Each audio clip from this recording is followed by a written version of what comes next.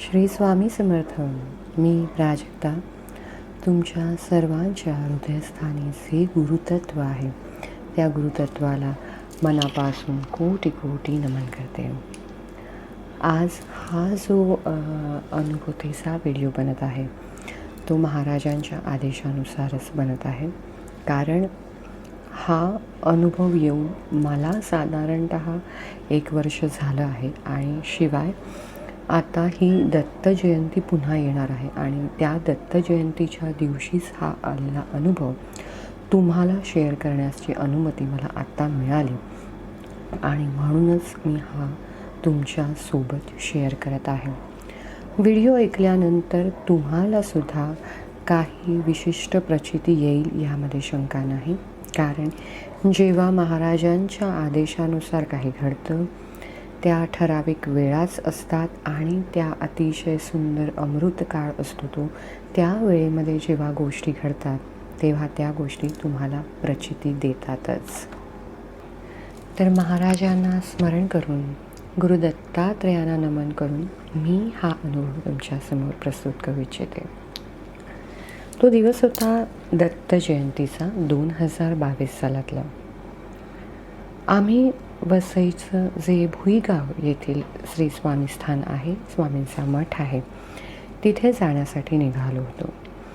आणि तिथे गावाकडचे रस्ते कसे थोडेसे निमुळते असतात ना, त्यामुळे रस्त्यावरती ट्रॅफिक लगेच जमतं आणि गाड्या पार्किंग करण्याची तशी सोय नसते.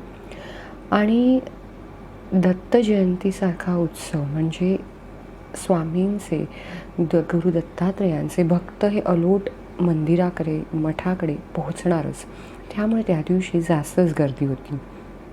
आम्ही मात्र गाडी त्या मंदिराच्या इथे मठाच्या इथे न पार्क करता त्याच्या समोरच्या साईडला अपोजिट डिरेक्शनला पार्क करूया असं ठरवलं. मठाच्या समोरच्या साईडला गाडी पार्क करायला गेलो आणि तिथे दर्शन झालं ते क्षेत्रपालाचं. इतकी सुंदर मूर्ती होती. क्षणभर मला म्हणजे विष्णू रूप त्यामध्ये जाणवत होतं. खूपच विलोभनीय ते दृश्य होतं आणि आम्ही तिथे पहिल्यांदा पाया पडलो आणि त्या मंदिराच्या इथून बाहेर येतोय तोच एक व्यक्ती आमच्या समोर आले आणि आम्हाला थांबून ते म्हणाले की वा वा, दत्त मंदिरात जात आहेत ना, जा जा, छान छान, आज दत्त जयंती आहे ना, जा जा दत्त मंदिरात जा. आणि आम्ही समहाव थबकलो, कारण आम्ही जात होतो स्वामींच्या मठामध्ये. तर दत्त मंदिर तिथे आहे हे आम्हाला खरं तर माहीतच नव्हतं. आता त्यांना विचारायला तर पाहिजे ना, म्हणून मी जस्ट टर्न झाले की मागे वळून त्यांना विचारूया. आणि खरं सांगू तिथे कोणीच नव्हतं आणि ते आम्हाला आदेश देऊन गेले होते खरे की दत्त मंदिरामध्ये जा म्हणून. आता आम्ही काय करावं असा विचार पडला. तर आम्ही ठरवलं पहिलं आपण मठामध्ये जाऊया आणि मठामध्ये विचारू, अदरवाईज इथे आल्यानंतर पुन्हा कोणीतरी भेटेलच. आता दत्त जयंती आहे म्हणजे मंदिराकडे जाणारे खूपसे लोक असतातच नाही का. तर असं आम्ही ठरवलं आणि पहिलं मठाकडे आम्ही गेलो. दर्शन झालं. थोडा 1-1.5 तास लागला कारण गर्दी होती त्या दिवशी. आणि मठाकडून पुन्हा क्षेत्रपालाच्या मंदिरापर्यंत येऊन पोहोचलो. तो तिथे कोणीच नव्हतं. गाव असल्यामुळे कसं आहे, दुपारच्या वेळेला अजून सगळीकडे शांतताच होती. आता म्हटलं काय करायचं की मंदिर शोधायचं कुठे, ते विचारायला सुद्धा कोणी नाही आहे. आणि अशा वेळेला एक कुत्रा आमच्या समोर येऊन उभा राहिला. तोही कुठून आला खरंच आम्हाला कळलं नाही, परंतु तो येऊन अगदी मस्तपैकी आमच्या समोर उभा राहिला. त्याला काहीतरी सांगायचं होतं हे आम्हाला कळत होतं, परंतु भाषा आम्हाला त्याची काही समजत नव्हती. तो कुत्रा काय करे माहिती आहे का, की थोडा पुढे जायचा आणि मागे वळून बघायचं की आम्ही त्याच्या मागून येतोय का. आता संकेत असा लागत होता की महाराजांनीच किंवा श्वानरूपी महाराज आपण असं म्हणू की आम्हाला मंदिराचा रस्ता मिळवून देण्यासाठीच इथे आले आहेत. आणि खरंच आता कसं असतं की आपण दत्त महाराजांवरती विश्वास टाकला की ते जसे नेतील तसे पुढे जायचं. आम्ही म्हटलं की ह्या कुत्र्याच्या मागून आता आपल्याला पुढे जायचं आहे. आपण काहीही कोणालाही न विचारता ह्याच्या मागून जाणंच योग्य ठरेल. आणि तो कुत्रा जसा पुढे पुढे जात होता त्याच्या मागून आम्ही जात होतो. परंतु एक गोष्ट विशेष अशी होती की तो जितक्या वेळेला थोडा थोडा पुढे जायचा ना, तो प्रत्येक वेळेला थांबायचा. तो चेक करायचा की आम्ही मागून येत आहोत की नाही, आणि मगच तो पुढे व्हायचा. आम्ही थोडंसं गप्पा मारताना वगैरे आवाज आला काही, कारण आम्ही फॅमिलीसोबत होतो, आणि तर तो पुन्हा थांबायचा तिकडे. आम्ही येईपर्यंत, अगदी त्याच्या चालीला चाल आमची मिळेपर्यंत तो तिथे थांबायचा, आणि मगच तो आमच्याबरोबर आमच्यासोबतच पुढे जायचा. असं करत करत साधारण 10-15 मिनटं चालत आम्ही पुढे गेलो, आणि पुढे गेल्यानंतर अक्षरशः पाहत होतं काय की तिथे समोर दत्त मंदिर होतं. जुनं लाकडामध्ये काम असलेलं हे दत्त मंदिर प्राचीन होतं. यामध्ये नावल्य आम्हाला काही वाटलं नाही, कारण अतिशय जुनं मंदिर हे दिसतच होतं तिथे.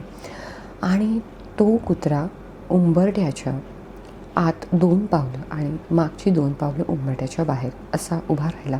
पुन्हा आमच्याकडे पाहिलं, आणि आम्ही अक्षरशः मनापासून त्याला थँक्यू म्हटलं.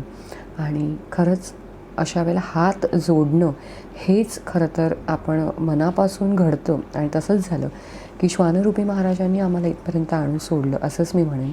आणि तेव्हा आम्ही दर्शन घेतलं, आणि मंदिरामध्ये ते इतकं सुंदर छान पवित्र असं वातावरण तिथे होतं ना, की मंदिर इतकं जुनं प्राचीनकालीन वाटत होतं, कारण पूर्ण लाकडाचं काम तिथे होतं. आणि त्या मंदिरामध्ये विशेष तत्वाने दत्तगुरूंचा पाळणा होता, तो आम्हाला झुलवायला मिळाला. आणि खरंच आम्ही आमचं भाग्य समजतो की ज्या कोणी महाराजांनी आम्हाला येऊन सांगितलं की दत्त मंदिरात जातात ना, वा वा छान छान जा. शिवाय हे श्वानरूपी महाराज, म्हणजे खरंच ही आमच्यासाठी एक अलौकिक भेट होती महाराजांची. आणि त्यांच्या जन्मदिवशी आम्हाला त्यांचा पाळणा झुलवायला मिळाला. हे खरंच मी कायम म्हणजे इतकं मनामध्ये जेव्हाही त्या गोष्टी आठवण करते ना, तेव्हा मला खूप भरून येतं, कारण ते क्षण खूप सुंदर होते. तिथे एक साध्वी होत्या, आम्ही त्यांना पाया पडलो, आणि त्यांना आम्ही म्हटलं की आम्हाला असं रस्ता माहिती नव्हता, आणि आम्हाला एका कुत्र्याने इथपर्यंत आणून सोडलं, परंतु आता तो कुत्रा कुठेही दिसतच नव्हता. आणि थोड्या वेळाने आम्ही त्यांच्या पाया पडलो, थोडंसं चर्चा केली, आणि प्रसाद घेतला, आणि आम्ही तिथून निघालो. निघाल्यावरती दुसऱ्या क्षणाला पुन्हा महाराज हजर, आणि आता मात्र त्यांना पुन्हा आम्हाला बहुतेक आमच्या गाडीपर्यंतच ड्रॉप करायचं होतं. आणि खरंच आता तर आमची त्याच्याशी गट्टीच झाली होती नाही का, त्यामुळे तो अगदी मस्तपैकी आमच्यासोबत चालत होता, जसा काही हा सुद्धा आमचा एक फॅमिली मेंबरच होता, किंवा आम्ही म्हणू आता की आम्ही त्याच्या सोबत होतो, त्यामुळे आम्ही जास्त सेफ होतो, कारण दुपारची वेळ होती, कोणीच नव्हतं गावामध्ये, आणि अतिशय शांत असं वातावरण होतं. परंतु महाराजांनीच जर का इतकं प्रोटेक्शन दिलं असेल तर आपल्याला भीती कसली नाही का. त्यामुळे आम्ही असं मस्तपैकी अगदी गावातनं आतल्या रस्त्यातनं, कारण पायवाटच होती ती, तिथे गाडी जाऊ शकत नव्हती, आणि आम्ही आमच्या गाडीपर्यंत आलो. जेव्हा एक एक जण सदस्य गाडीमध्ये बसत होता, तो त्या त्या दरवाजापर्यंत येऊन उभा राहायचा. गाडीत बसल्यावरती तो दुसऱ्या माणसाला सोडायला जायचा.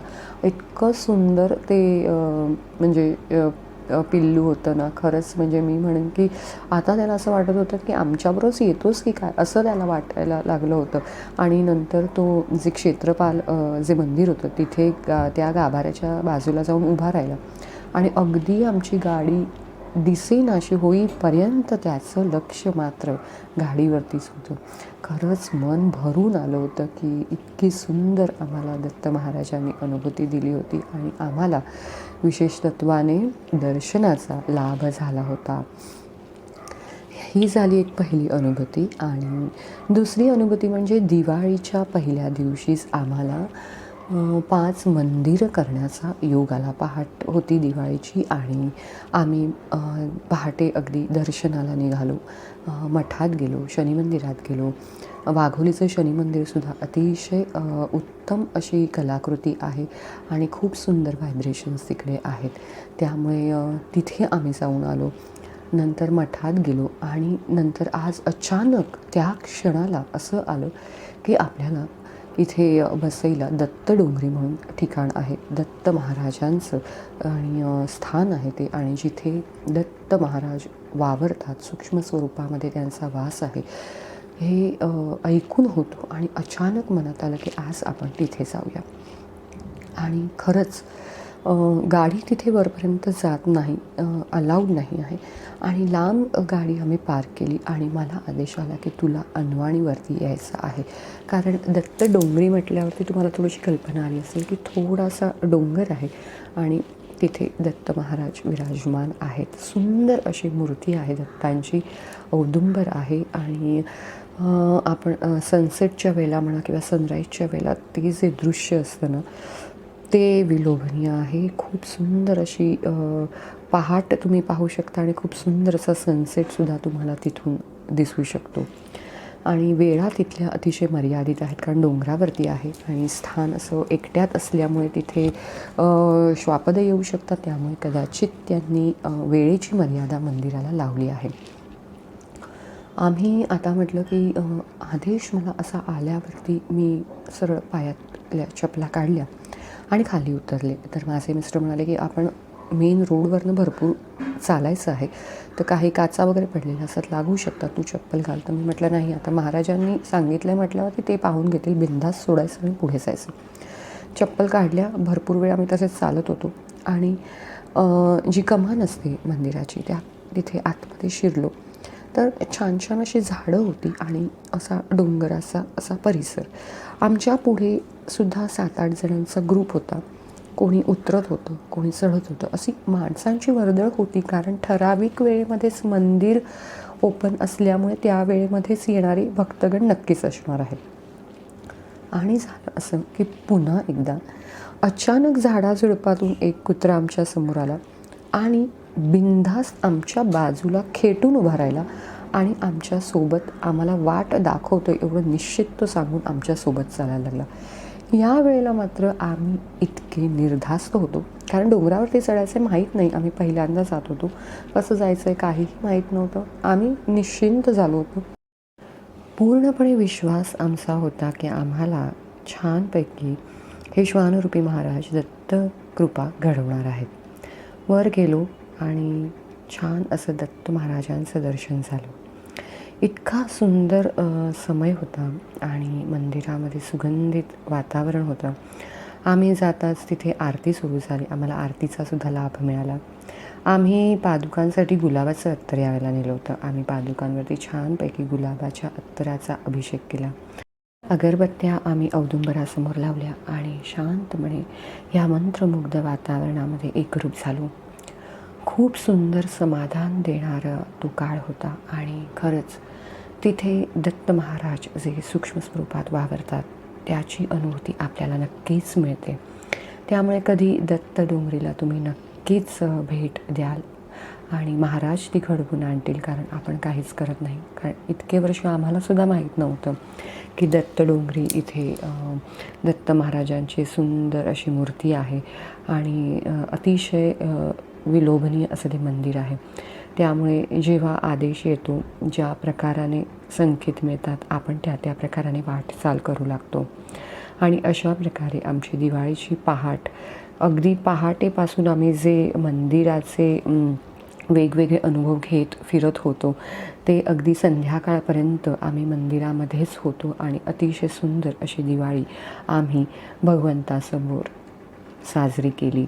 खरंच अनुभव सुंदर असतात. भगवंत आपल्याला विशिष्ट वेळी आणि उचित गोष्टींसाठी जे काही गोष्टी घडवून आणत असतो ना, त्या गोष्टींवरती विश्वास ठेवणं आणि काही गोष्टींची घाई न करता त्यासाठी वाट पाहणं हेच आपल्यासाठी योग्य आहे. कारण संयम हा तिथे फार महत्त्वाचा असतो. कारण आपल्यापेक्षा भगवंताला माहीत आहे की तुम्हाला कोणत्या वेळेला काय द्यायचं आहे आणि काय उचित आहे तुमच्यासाठी. त्यामुळे कधी काही कोणत्या गोष्टी मिळत नसतील तर त्याच्यासाठी धावपळ करण्यापेक्षा वेट अँड वॉच करावं, कारण जे तुमचं आहे ते तुमच्या जवळच राहतं. जे तुमच्यासाठी योग्य आहे ते तुम्हाला भगवंत देतच राहतो. त्यामुळे अशा प्रकाराने आलेली दत्त अनुभूती मी तुमच्यासमोर स्वामी कृपेनेच शेअर केली आहे. व्हिडिओ नक्कीच लाईक करा, शेअर करा आणि सगळ्यांनाच या आशीर्वादामध्ये समाविष्ट करून घ्या. Thank you so much. Shri Swami Samarth. Bless you.